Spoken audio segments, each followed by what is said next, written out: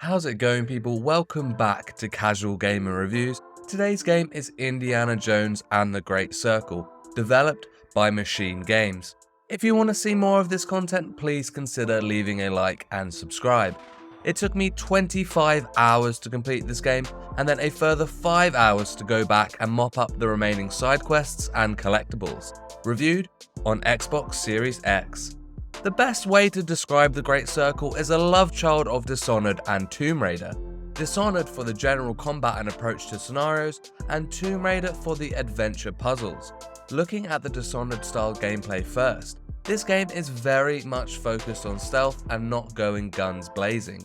If you go blasting your revolver, you will die, quickly, as you will just be swarmed with fascists and their machine guns. Indy will sneak about and can pick up most items he comes across as a weapon. This could range from a shovel to a guitar to a toilet plunger and any other bizarre household object you could imagine. You can haphazardly use these items to bonk a Nazi on the head and knock them out, which actually feels completely realistic. At the end of the day, Indiana Jones is just a guy, a doctor of archaeology to be precise, and so it wouldn't really make sense for him to be some super strength bullet sponge hero type. I should mention though, do not be turned off by the idea of stealth, as this game is very accommodating if you get seen. On normal difficulty, I never struggled in an encounter. Enemies tend to try and fight you close combat before they draw a gun if they spot you, which always gives you a moment to recompose. There are yellow indicators above enemies' heads when they start to notice you, which will alert you to how aware they are of your position.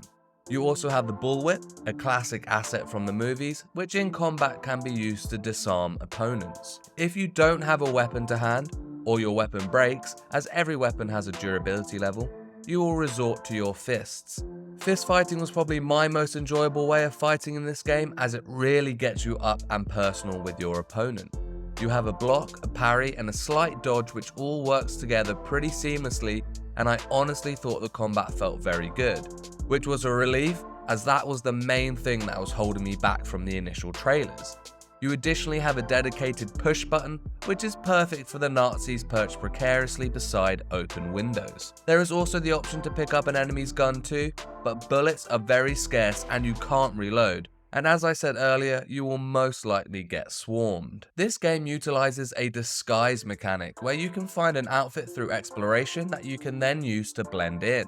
When in a disguise, you can walk through enemy encampments almost untouched, as in this state the only people that can recognize you are captains. This rewards exploration and even makes further exploration not even the slightest bit tedious, especially if you're like me and have to get all the collectibles. Each disguise unlocks new dialogue and interactions Indy will have with NPCs, as well as an animation for actually putting the new clothes on, both of which I thought were nice touches. Flipping to what I thought was the most fun aspect is the adventure elements and puzzles. Throughout the Great Circle, you will visit 7 distinct locations, 3 of which are open zones and the remaining 4 are very linear. Within the 3 open zone locations, you will have ample opportunity to break away from the main quest and explore. Each location you gain a map, and this slots nicely into your journal to help you navigate each area. Indy will jot down any mysteries he overhears or reads about when picking up notes, and these will pinpoint places on your map where there might be some loot or a puzzle to solve. The puzzles are amazing, as you can just dive into a cave or a tomb or an underwater temple and divest its secrets. You walk around exploring with either a burning torch or sometimes even just your lighter, as you discover puzzles or ancient relics, and it all felt very fulfilling. That sense of mystery and uncovering something that is lost was truly incredible to me. Some of the puzzles are quite difficult, I found, but there are plenty of opportunities to get hints if you need them. Sometimes you can even use double-handed weapons like sledgehammers to uncover hidden items behind walls, and that added some extra spice. The traversal here is nothing new. You'll be scaling walls, shimmying ledges, and using your whip to either climb or swing to new areas. Whenever you perform an action like this, you will switch from first person to third person, which is seamless but also essential, I think, to really see what you're doing. I'll add in here that you have a stamina bar that you need to maintain. This is lost obviously during combat and sprinting, but also when adventuring, as climbing things will deplete it. I never thought this to be restrictive though, I can't think of a single time where I ran out when I was climbing, so I am slightly confused why they chose to include this at all. You will undergo a lot of these adventure segments in the main story too, and I just loved the balance of switching between infiltration and combat and adventuring ancient temples. You have 3 consumable slots, one for bandages, one for fruit, and one for bread. Bandages heal you, fruit gives you stamina, and bread gives you a support health bar, kind of like an armor. All of these were very plentiful, and to add some realism, they actually changed the fruit and bread for each location to be native to those particular countries, which is a great attention to detail. You can unlock and level up new abilities through finding specific books and spending adventure points to gain their benefits. These books came in many different flavors and could range from health and stamina benefits to improving weapon durability and damage, to special abilities like this one that allows you a second life if you die. You effectively go into a down state and you have to pick up the iconic hat in order to revive yourself. Adventure points needed to effectively purchase these upgrades and abilities once finding the books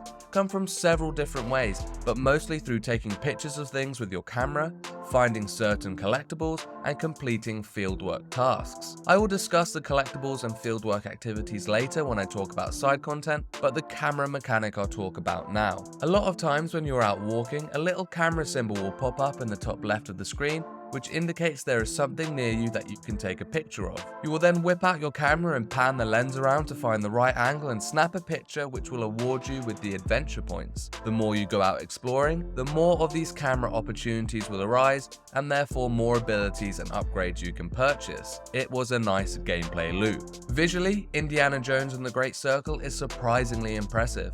Each location looks spectacular, and you definitely feel like you are in that place. Everywhere feels lived in, and even the character models are very good, which is important as there are a lot of story cutscenes in this game. Some of the real standout locations came later in the game for me, which I won't mention so I don't spoil it, but there is a particular level which is really short and involves planes that I thought was incredible. This is gonna feel weird to say, but I actually thought Indy's hands looked great.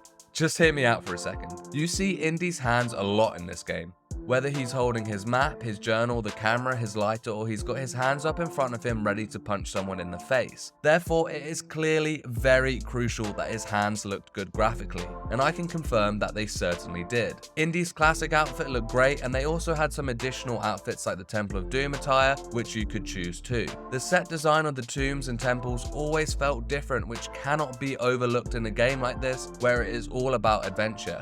You don't want the player to feel like everywhere is samey. I encountered only 2 bugs in this game, one more serious than the other, but neither a massive issue. However, both bugs happened in the same location, which is the 3rd open zone towards the end of the game. In this zone, you mostly travel by boat, and I found that a lot of assets would pop in suddenly in the distance on occasion. Nothing too off-putting though. The other bug I got seems to be a rare one. There was a particular action that happened when talking to an NPC, which basically made me unable to perform certain animations. I couldn't block, and I couldn't climb. This actually soft-locked me on a mission where I needed to climb to progress, but looking on Machine Games Discord, they posted a temporary solution which I was able to use by reloading a previous checkpoint. I lost about 45 minutes or so of game time, but nothing too serious, as retracing your steps is a lot quicker the second time around. Dr. Jones himself is voiced by Troy Baker, and he has done a phenomenal job here.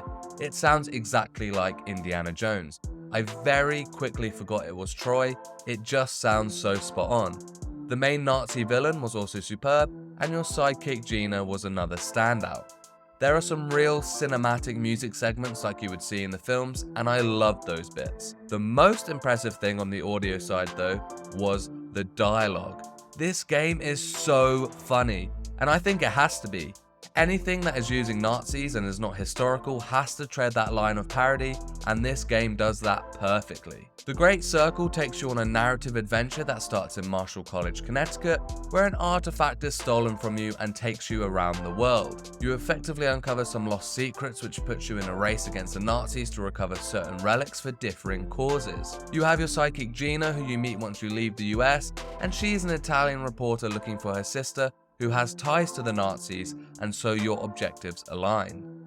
The story is very well paced and there are plenty of cinematics to make you really feel like you are on your own adventure. It focuses on the history of our world and ancient civilizations, and it was all very captivating to me. I was never bored or didn't understand what was going on, and the conclusion was excellent. Deservedly top marks from me on the story side. There are plenty of side things to do in this video game. You have the mysteries which I mentioned above that can lead to loot and puzzles. You have various collectibles in the forms of relics which lead to a secret door at the end if you collect them all. There's also journal pages to collect which give some background story to areas.